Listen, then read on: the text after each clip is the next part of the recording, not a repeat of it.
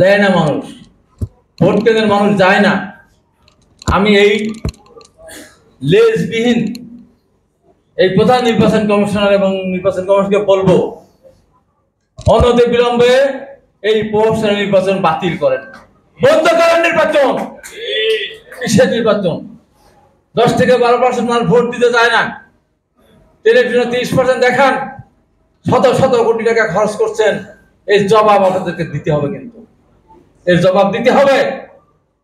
আমরা নির্বাচনে গেলাম না, ভালো কথা। আমরা নির্বাচন বন্ধ করতে যাচ্ছি না, জোর করতে যাচ্ছি না। আমরা বলেছি, বিরোধী দল আহ্বান করেছে, মানুষ ভোট দিতে যাচ্ছে না। তা আপনাদের নির্বাচনে মানুষের অংশগ্রহণ দেখানোর জন্য প্রতীক উঠিয়ে নিলেন। প্রতীক উঠিয়ে প্রথম কারণ, যদি বিএনপি নির্বাচনে যেত তাহলে কিন্তু প্রতীক থাকতো। দলীয় প্রতীকে নির্বাচন যখন করতো, দলীয় প্রতীক ছাড়া যখন নির্বাচন হতো, তখন বিরোধী দল সেখানে যেতে পারত, সমাজের সুশীল সমাজ তারা সেখানে অংশগ্রহণ করতে পারতেন। আমরা সেই সময় প্রতিবাদ করেছিলাম, বিভিন্নভাবে আমরা বক্তব্য রেখেছিলাম। সরকার সেদিন ভারত বিভিন্ন দেশ উদাহরণ দিল, স্থানীয় সরকার নির্বাচন প্রতীকের মাধ্যমে নির্বাচন সব থেকে হয়, আমার দেশে কেন হবে না? তার এখন আইন পাশ করলেন, সে আইন থাকা অবস্থায় কেন আজকে প্রতীকের নির্বাচন হবে না? বিএনপি যেহেতু যাচ্ছে না, সেই কারণে। 2 নম্বর কারণ, প্রতীক দিয়ে যদি আওয়ামী লীগ নির্বাচন করত, তাহলে আমি নিশ্চিত বলতে পারি 4.5টার উপরে যে উপজেলা চেয়ারম্যান উপজেলা নির্বাচন হবে, সেখানে খুব বেশি হলে 60 থেকে শুরু করে 100 জন পর্যন্ত নৌকা জিততে পারত, নৌকার কবর হয়ে যেত। নৌকার কবর হয়ে যেত। যেমন জাতীয় সংসদ নির্বাচনের 300 আসনের ভিতর 62 আসনে আওয়ামী লীগ নেতারা নৌকাকে কবর দিয়েছে। লজ্জার হাত থেকে বাঁচার জন্য আজকে তারা প্রতীক থেকে সরে এসেছেন। একজন কাল আমার পাবনা নির্বাচন হলো 3টি থানায়, আমি পাবনা জেলা বিএনপির আহ্বায়ক, একজন উপজেলা চেয়ারম্যান নির্বাচন অংশগ্রহণ করেনি। 4 জন ভাইস চেয়ারম্যান, মহিলা ভাইস চেয়ারম্যান। আমি গিয়ে বলে এসেছিলাম, এমন ভোটে হারাতে হবে একজন লোক ভোট কেন্দ্রে না যায়। ভোট কেন্দ্রে জানা 2 জন প্রার্থী ছিল, মহিলা ভাইস 2 বার যেতে পারতেন, হেরে গেছে। আরেকজন আছে আমার আটঘরিয়া, আপনার স্বেচ্ছাসেবক আহ্বায়ক। আমি একদম পরিষ্কার বলে দিয়েছি বক্তৃতা করে, ওকে যেখানে পাবেন ও গাছের সাথে গামছা দিয়ে বেঁধে রাখবেন, দড়ি দিয়ে বেঁধে রাখবেন, মামলা হলে আমার নামে হবে। তুই দল করবে, দলের সিদ্ধান্ত মানবেন, এটা তো হতে পারে না। তাই আজকে আমার কথা হলো, আমরা নির্বাচনে যাইনি, ভালো কথা। ভোটার কেন? স্থানীয় সরকার নির্বাচনে সবসময় 60-70% ভোটার উপস্থিত হয়, সেখানে 5 জন 7 জন প্রার্থী দেওয়ার পরেও ভোটার সেখানে উপস্থিত হচ্ছে না। তার কারণ কি? তার মানে হলো আওয়ামী লীগের সাথে জনগণের কোনো সম্পৃক্ততা নেই। জনগণ আওয়ামী লীগকে না বলে দিয়েছে, যেই কারণে আজকে উপজেলা নির্বাচনে জনগণ ভোট দিতে যাচ্ছে না। তাই আমি সরকারকে বলবো, 2024 সালের 7 জানুয়ারি যে নির্বাচন হইল, ভোটারবিহীন নির্বাচন, একতরফা নির্বাচন, পৃথিবীর ইতিহাসে কেউ দেখাতে পারবে না। প্রত্যেকটা রাজনৈতিক দলের ম্যানিফেস্টো লেখা থাকে, প্রত্যেকটা দল তার জাতীয় নির্বাচনে একজনকে দল থেকে মনোনয়ন দেয় এক একটা আসনে, তার বিরুদ্ধে তারা নির্বাচন করে, তাদের বিরুদ্ধে ব্যবস্থা গ্রহণ করে। যদি কেউ বিদ্রোহ করে তাকে বহিষ্কার করে। এমন একটা দেশ, দলীয় প্রতীকে দিলেও আবার বললো যে বিনা তো যে যার ইচ্ছা মতো নির্বাচন করতে পারবে। এই পৃথিবীর ইতিহাসে কোন আছে? কোথাও নেই, কোথাও নেই। দলীয় প্রতীকে নমিনেশন দেওয়ার পরে আবার বলবো যে স্বতন্ত্র দাঁড়িয়ে যাও। কি হলো রেজাল্ট? কি হলো? যে 62 জন আওয়ামী লীগের নৌকাকে কবর দিল, পরে তারা এসে আবার আওয়ামী লীগের নৌকাতেই। এমন একটা নির্বাচন, নৌকা জিতলেও শেখ হাসিনা প্রধানমন্ত্রী, লাঙ্গল জিতলেও শেখ হাসিনা প্রধানমন্ত্রী, ওয়ার্কার্স পার্টির হাতুড়ি জিতলেও শেখ হাসিনা প্রধানমন্ত্রী, তার সাথে মশাল জিতলেও প্রধানমন্ত্রী শেখ হাসিনা, স্বতন্ত্র জিতলেও শেখ হাসিনা প্রধানমন্ত্রী।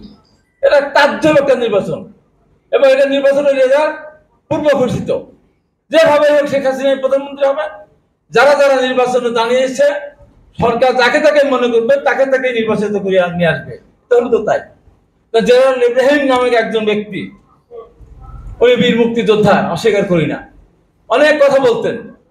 ওনার বাড়ি চিটাগাং। উনি শেষ পর্যন্ত যেতে যেতে কোথায় গেলেন? কক্সবাজার থেকে উনি জিতে আসলেন। ওখানে যদি তার প্রতীক নিয়ে নির্বাচন করতো বা সরকার তার না করতো, কয় ভোট পেতো? 50 থেকে 60 ভোট। তার মানে সরকার যেখানে যাকে ইচ্ছা তাকে সেক্ষেত্রে নির্বাচন করে নিয়ে এসেছে।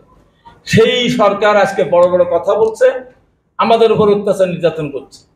এখানে অনেক কথা হয়েছে, নূর অনেকগুলো কথা বলেছে। আমি আমার বক্তব্য থেকে পরিষ্কার করে বলতে চাই, আমার বিরুদ্ধে মামলা দিয়েছে, মনে করেছে মামলা তো দিতেই পারে, সবসময় সবসময় মামলা দিয়েই থাকে। স্বাধীনতার পর এই দেশে রাজনৈতিক মামলা যতগুলি হয়েছে, কোনো মামলায় কোনো দল কাউকে শাস্তি দেয়নি, মানে সাজা দেয়নি। বিএনপি সময় আওয়ামী লীগের নেতাদের বিরুদ্ধে মামলা দিয়েছে, কিন্তু কোনো মামলা সাজা দেয়নি। এরশাদের সময় আমরা গ্রেপ্তার হয়েছি, কিন্তু মামলা সাজা দেয়নি। এই প্রথম বাংলাদেশে আওয়ামী লীগ রাজনৈতিক মামলা সাজা দিল, এবং সেই সাজাটা সর্বপ্রথম আমাকে আদর করে ভালোবেসে সর্বপ্রথম সাজা দিয়েছে আমাকে। যেদিন সাজা দেয় সেদিন আমি পাবনা মিছিল করছিলাম দেশনেত্রী বেগম খালেদা চিকিৎসার দাবিতে। সেই সময় রায়টা হলো, তারপরে আমি স্টেজে গেলাম, হাজার হাজার মানুষ, আমি সবাইকে বললাম হাততালি দেন। সবাই হাততালি দিল। যে কেন হাততালি দিলেন তো জানি না। হাততালি এই জন্য দিলেন, এই সরকার খুশি হয়ে আমাকে 2 বছর করে 4 বছর সাজা দিয়েছে, এই জন্য আপনারা হাততালি দিয়েছেন। আমি খুব খুশি হয়েছি। তবে আমি এই সরকারের বিরুদ্ধে প্রতিবাদ জানাতে চাচ্ছি। আরে হাবিবুর রহমানকে সাজা দিলে 4 বছর কেন? 40 বছর সাজা দিলে আমি এটা গ্রহণ করতাম। 4 বছর সাজা মাইন্ড করি। তারপরে আমি দেশনেত্রী বেগম খালেদা জিয়ার অন্যায়ভাবে একজন বিচারক সাজা দিয়েছেন, আমি তার কথা বলেছিলাম। এরশাদের বিরুদ্ধে এর চেয়ে কত বেশি কথা বলেছি। দুদু ভাই আমরা কত কথা বলেছি। কই মামলা দিয়েছে, আমাকে ধরে গ্রেপ্তার করেছে, আমাকে কথার কারণে গ্রেপ্তার করেছে। আমি কথার কারণে এরশাদের আমরা গ্রেপ্তার হয়েছি। আমি যখন শেরপুরে গিয়েছিলাম বাংলাদেশে, আমি প্রথম যে কোনো ছাত্র নেতা বাইরে গিয়ে, ঢাকার বাইরে গিয়ে বক্তব্য দেওয়ার কারণে আমাকে থানা হাজতে যেতে হয়েছিল। তার কারণে আমাকে সাজা দিল। আমি করে দাঁড়িয়ে বলেছি, মানে আদালত আমাকে যদি আপনি সাজা দেন আমি খুশি হব, সাজা না দিলে বাংলাদেশের কোটি কোটি মানুষ খুশি হবে। তবে আমি বলতে চাই, দেশনেত্রী বেগম খালেদা জিয়া, জনাব তারেক রহমান, ডাক্তার জুবাইদুর রহমানের নামে এই ধরনের মিথ্যা মামলা দিয়ে যদি আবারও কেউ সাজা দেয়, আমি কথা বলতেই থাকবো। 100 বছর জেল হলেও আমি পরোয়া করি না। আমি কারাগার থেকে যেদিন বের হয়ে এসেছি, ওই দিনই আমি বলেছি, কথা বলতে হবে তো। ওই দিন আমি বলেছি, প্রধান বিচারপতিকে উদ্দেশ্য করে বলেছিলাম, সেদিন যদি খারাপ ভাষায় এরশাদের বিরুদ্ধে বক্তৃতা না করতাম, তাহলে এরশাদের পতন হতো না, গণতন্ত্র আসতো না। যদি জনতার মঞ্চ আমি না করতাম, ওই বক্তব্য না দিতাম, আওয়ামী লীগ ক্ষমতায় যেত না। আর আওয়ামী লীগ ক্ষমতা না গেলে আপনি বিচারপতি হতেন না, প্রধান বিচারপতি হতেন না। আমার মামলা আপিল করেছিলাম সুপ্রিম কোর্টে জামিনের জন্য। আমি নিষেধ করেছিলাম ব্যবসার কাজে, তাও বলেছিল অন্যায়ভাবে সাজা দিয়েছে, আমি আপিল করতে চাই, করো। আপিল করার পর আপনি আমার সাজা কমান নাই, আমাকে জামিন দেন নাই, আমার সাথে বহাল করেছেন, তাতে আমার আপত্তি নেই। আমার আপত্তি ওই জায়গায়, যুদ্ধ করে দেশ স্বাধীন করেছি, আন্দোলন করতে করতে রাস্তায় ক্ষতবিক্ষত হয়েছে, তাদের সাজা দিলে আমার কোনো আপত্তি নেই। আমার আপত্তি ওই জায়গায়, বাংলাদেশের সবচেয়ে দুর্নীতিবাদ এসালন গ্রুপের দুর্নীতির তদন্ত করা যাবে না। প্রধান বিচারপতির বেঞ্চে এই রায় হতে পারে না, এই নির্দেশনা যেতে পারে না।